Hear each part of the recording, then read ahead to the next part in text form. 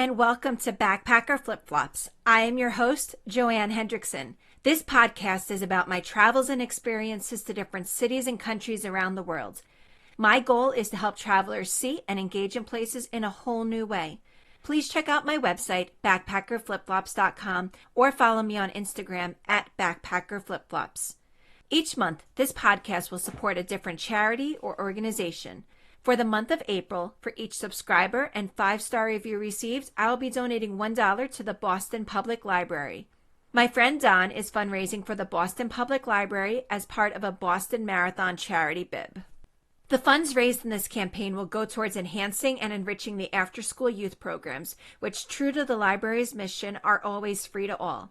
You can learn more about Don and the Boston Marathon fundraising journey supporting the Boston Public Library or make a donation to them by visiting their link on my website, backpackerflipflops.com/giving-back. This episode is the second part of a 2-part series about the Titanic, as this past week marked the 108th anniversary of the sinking of the ship. What would you say if I told you that in 2020 you could dine in the first-class lounge of Titanic's sister ship, the Olympic? What if I also said that this ship went out of service and was demolished in the 1930s? It sounds pretty crazy that you could somehow enjoy a meal in that first-class lounge, right? As luck would have it, though, the Olympic's fittings were auctioned off before scrapping commenced, and at a hotel in England you can actually find that lounge recreated and open to the public. As a brief history about the Olympic ship, it was built around the same time as her sister ship, Titanic, and at 2 separate times between 1911 to 1913, the Olympic was the largest ocean liner in the world. That is, before the Titanic had its maiden voyage, and again after the Titanic sank. And it held that title till another ship took its place in June 1913. There was also a third sister ship called Britannic. The building of the Olympic started 3 months before that of her sister ship, Titanic. The two were constructed side by side in Belfast. In many ways, these two ships were identical, but some slight changes were made to the Titanic based on what was learned during the construction and launch of the Olympic. For example, the Titanic's A-deck promenade was enclosed while the Olympic's was open along the whole way. That is actually why Titanic was called the larger ship. The enclosed deck increased the tonnage of Titanic. Some other differences included a reception area on the Titanic and the use of carpeting in the public rooms compared to the linoleum that was used on the Olympic. In 1913, the Olympic was refit and altered to be more like Titanic, while also adding additional safety measures by increasing the number of lifeboats the ship held. While the Titanic sank on its maiden voyage, the Olympic had quite a different career. It collided with another ship while being captained by Captain Smith, who later died on the Titanic. World War I decreased the demand for the Olympic as a passenger liner, and the ship was repurposed for military use. The Olympic is reported to have carried over 200,000 troops and other personnel, burning 347,000 tons of coal, and traveled about 184,000 miles. Her impressive war service earned her the nickname Old Reliable. Her captain was even knighted in 1919 for valuable services in connection with the transport of troops. After World War I, the Olympic was brought back to Belfast and modernized, and returned to civilian service, traveling thousands of passengers every year transatlantic, including stars of the time like Charlie Chaplin and Edward Windsor, the Prince of Wales. The ship was retired in 1935, having traveled over 1.8 million miles and transporting over 400,000 passengers during her years in service. The Olympic's fittings were auctioned off before the ship was scrapped. The then owner of the White Swan Hotel bought the Olympic's dining room and transported it back to his hotel and reconstructed it in all of its splendor. The White Swan Hotel is located in Alnwick, England, in a 300-year-old coaching inn located near Alnwick Castle and Gardens, which in more recent years has become famous as a filming site for Harry Potter, which brings many tourists, including myself, to this town in northern England. I had read about the hotel before, being where there was a recreation of Titanic's sister ship lounge. I had even wrote it in my travel notebook, which outlines all the places I want to see in the world. But when I was traveling to Scotland, I did not think to look at my notes about England, and still did not make any connection when I signed up for a trip to Edinburgh to England to see what I called the Harry Potter castle, that maybe I should have brought my England notes along. Alnwick Castle and the garden grounds are absolutely lovely, and before my tour group made its way back to Edinburgh, we had some free time for lunch. I had already bought lunch at the castle, something like £20 for a sandwich and soda, but I'd seen everything I wanted to see there, so I went wandering around outside of the castle grounds and was in what I felt like was an adorable old suburban village street. I was wandering around and just casually noticed a small plaque on the side of an old building.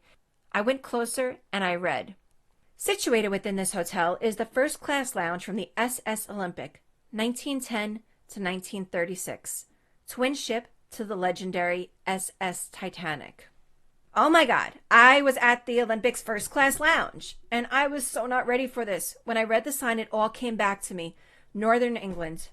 Oh my gosh, what do I do? What do I do? I could just walk in, but I am really shy, so instead I took out my phone and started Googling for more information on what to do there. But unfortunately, the hotel's website does not have too many details, so I had to take every bit of bravery I had and walked in through this old revolving door and went up to the reception desk. I know I started rambling.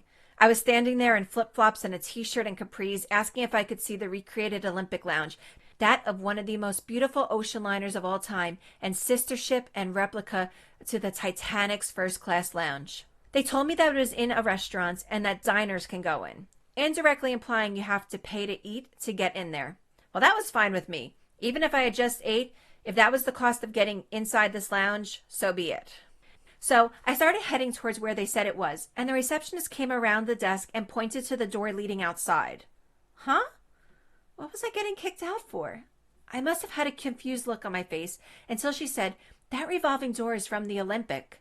The Titanic did not have the same type of door because they realized while they were using it on the Olympic that it made carrying food trays through it to be difficult, so the Titanic doors were designed differently."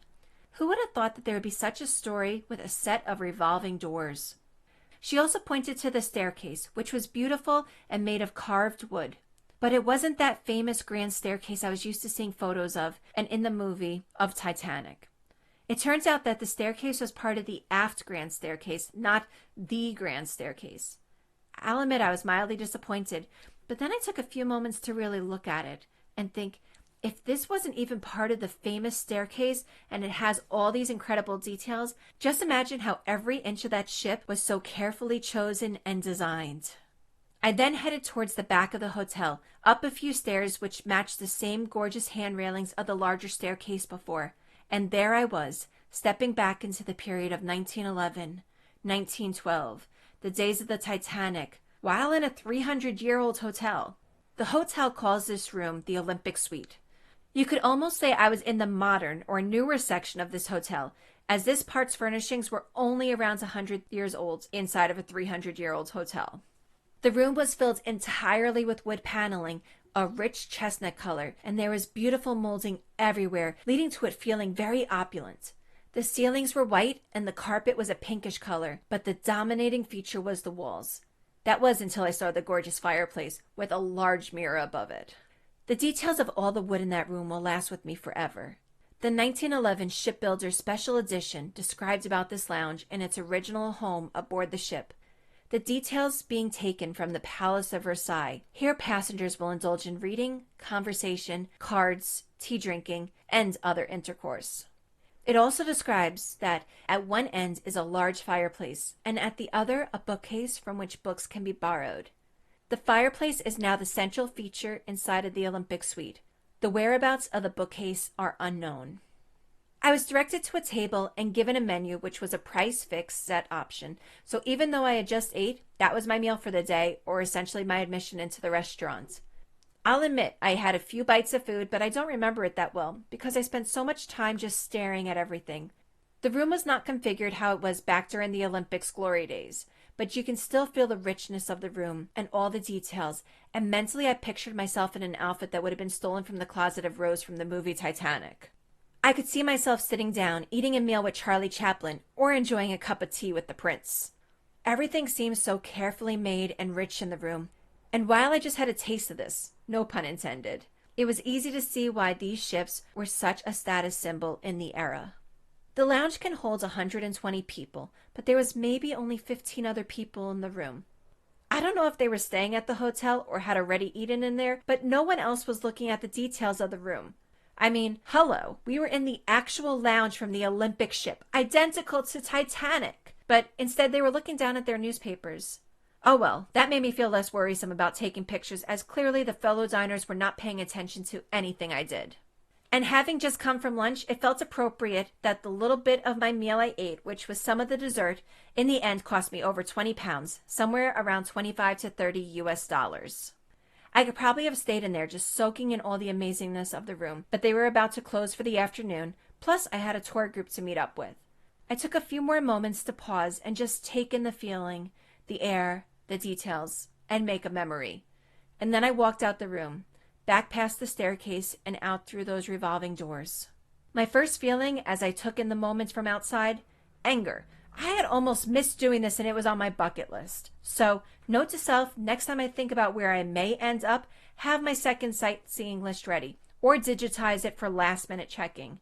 This was actually the second time I ended up in England without my England bucket list. The next feeling? Gratitude. The sightseeing gods were definitely looking out for me. Had I been walking on the other side of the street, I would have completely missed this opportunity. So I was very lucky I just happened to be on the right side of the street at the right time and noticed the sign and arrived before they closed for lunch. I still had a few more minutes before I had to meet up with my tour group, so I took a 5-minute walk up the road, seeing what other charms may exist. Just where I was going to turn around, one more sign on the side of an old building caught my eye. It was for a restaurant called Dirty Bottles, which has a window facing the street that is dirty and has, well, bottles displayed in it. The sign read, "These here bottles have remained untouched since 1725, when the then landlord dropped down dead after touching them. His wife proclaimed them cursed, and they have remained locked in this window ever since for the protection of all who pass by, although other eerie happenings still continue within." I did not get to go in there, but I'm sure on a future trip to England will bring me back to Alnwick, back to the castle, and down the street, back another 100 years in time to the Titanic sister ship Olympics first class lounge, and then just down a little bit further to another restaurant 300 years old with its own history. On my next episode, I will be talking about taking part in a Stolperstein laying ceremony in Cologne, Germany. Please subscribe to my podcast, Backpacker Flip-Flops, wherever you listen to podcasts. And if you enjoyed this episode, please leave a 5-star review and tell a friend. For every subscribe and 5-star review received this month, $1 will be donated to the Boston Public Library. You can connect with me on my website, backpackerflipflops.com, or follow me on Instagram at backpackerflipflops. Pictures from the White Swan Hotel and the Olympic Suite are on my Instagram page. Thanks so much for listening. Till next time, ciao, adios, auf Wiedersehen, bye.